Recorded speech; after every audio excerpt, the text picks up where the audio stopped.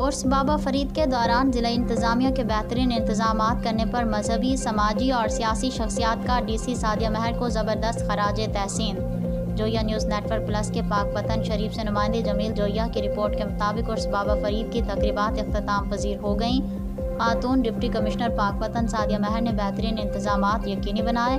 Deputy commissioner Sadia महर ने दौरान उर्स शहर और बहिश्ती रूट पर सफाई सुथराई के बेहतरीन इंतजामात को यकीनी बनाया।